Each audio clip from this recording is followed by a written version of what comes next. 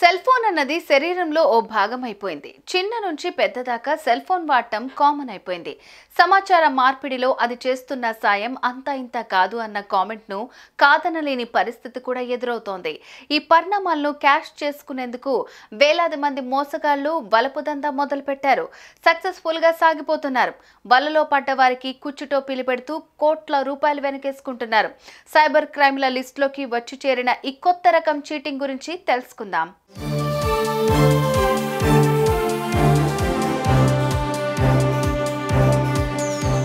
కొద్ది రోజుల క్రిందట ఎన్టీఆర్ కృష్ణా జిల్లా కానూరుకు చెందిన ఓ రిటైర్డ్ ప్రభుత్వ అధికారికి ఎక్కడి నుంచో ఓ వాట్సాప్ కాల్ వచ్చింది. టిఫిన్ చేసి టీ తాగి రిలాక్స్ గా అలా వాలు కుర్చీలో జారబడ్డ ఆ పెద్దాయన కాల్ కు స్పందించారు. కాల్లో ఓ అమ్మాయి ప్రత్యక్షమైంది. హాయ్ అంకుల్, ఎలా ఉన్నారంటూ పలకరించింది. ఆమెను చూసిన పెద్దాయన సరదాగా హాయ్ అంటూ పలకరించాడు. ఆ వెంటనే రెస్పాండ్ అయిన ఆ చిన్నది తన భర్త విదేశాల్లో ఉద్యోగం చేస్తుంటాడని, 3 ఏళ్లకు ఒకసారి మాత్రమే వచ్చిపోతుంటాడని తన వివరాలు చెబుతూ సడన్ గా ఒంటిపై బట్టలు తీసేసింది. ఆ వెంటనే ఫోన్ కాల్ కట్ చేసింది. దీంతో అసలు ఎవరు కాల్ చేసింది, ఎందుకు తన వివరాలు చెప్పింది, ఎందుకు వీడియో కాల్లో బట్టలు విప్పేసింది అని ఆ పెద్దాయన తికమక పడిపోయారు.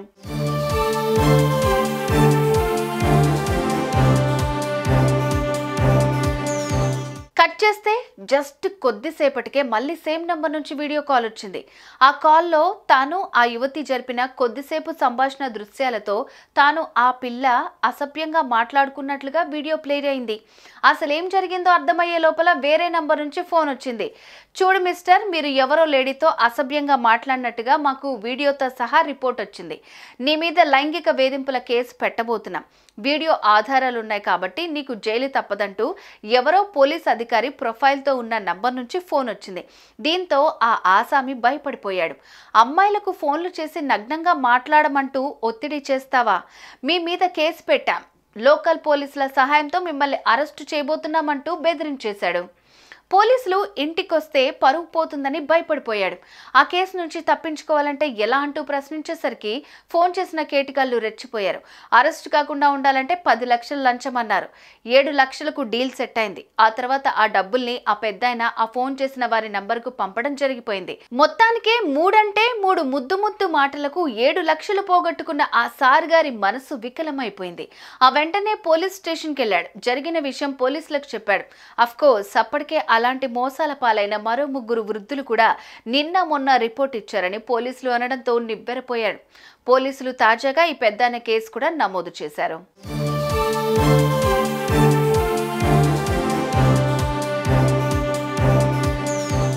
ఇక ఇదే జిల్లాలో యనమలకుదురు గ్రామానికి చెందిన ఓ వడ్డీ వ్యాపారికి కూడా ఇదే పరిస్థితి ఎదురైంది. అతని వయసు 70 ఏళ్లు. పిల్లలు విదేశాల్లో ఉద్యోగాలు చేస్తున్నారు. భార్య చనిపోయింది. ఊళ్ళో బంగ్లాలో ఆ పెద్దాయన జీవితం ఒంటరిగా సాగుతోంది. ఈయనకు ఇటీవల రాత్రిపూట ఓ అందమైన అమ్మాయి నుంచి వాట్సాప్ వీడియో కాల్ వచ్చింది. తన భర్త వల్ల తనకు బిడ్డలు పుట్టలేదని, మీ పేరు, మీ నక్షత్రం, మీ జాతకం ప్రకారం మీతోటి గడిపితే పుట్టే బిడ్డలు మహర్జాతకులు అవుతారని తెలియటంతో ఫోన్ చేస్తున్నట్లు చెప్పుకొచ్చింది. అంగీకరిస్తే ఊరికి వస్తానంటూ ఆఫర్ ఇచ్చింది. ఆమె నటన చూసి బోల్తా పడ్డ పెద్ద మనిషి ఆలోచించి చెప్తానంటూ ఫోన్ పెట్టేశాడు. ఆమె ఆఫర్ అంత నమ్మదగినదిగా లేదంటూ ఆ ఆలోచన పక్కన పెట్టేశాడు. ఆ తర్వాత అసలు కథ మొదలైంది. సేమ్ టు సేమ్ ఆడాళ్లకు వీడియో కాల్ చేసి అసభ్యంగా మాట్లాడాలంటూ బెదిరిస్తావా? నువ్వు మాట్లాడిన ఆ ఇల్లాలు రిపోర్ట్ ఇచ్చింది. కేసు నమోదు చేశాం. రేపు లేదా ఎల్లుండి లేదా ఇంటికొస్తాం. అరెస్టు చేసి ముంబైకి తీసుకెళ్తామంటూ ఓ పోలీస్ అధికారి డ్రెస్ లో హుందాగా ఉన్న ఓ వ్యక్తి ఫోన్ చేశాడు. కేసు నుంచి తప్పించుకునేందుకు ఆ పెద్దాయన ఓ 4 లక్షల రూపాయలు చెల్లించేసుకున్నాడు.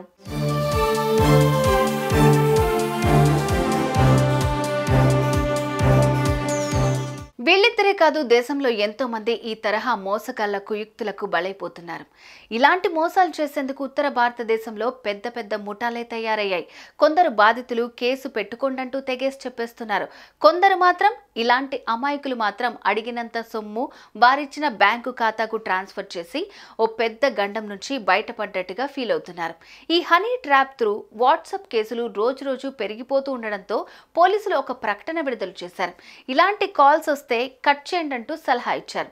ఒకవేళ పోలీసులమంటూ ఫోన్ చేసి బెదిరిస్తే ఏమాత్రం పట్టించుకోకండి అంటూ సూచిస్తున్నారు. ఇలాంటి కాల్స్ గురించి పోలీసుల దృష్టికి తేవాలన్నారు. పోలీసులు ఫోన్ల ద్వారా హెచ్చరించరని, తప్పు జరిగితే డైరెక్ట్ గా ఇంటికే వచ్చి విచారణ చేస్తారని వెల్లడించారు.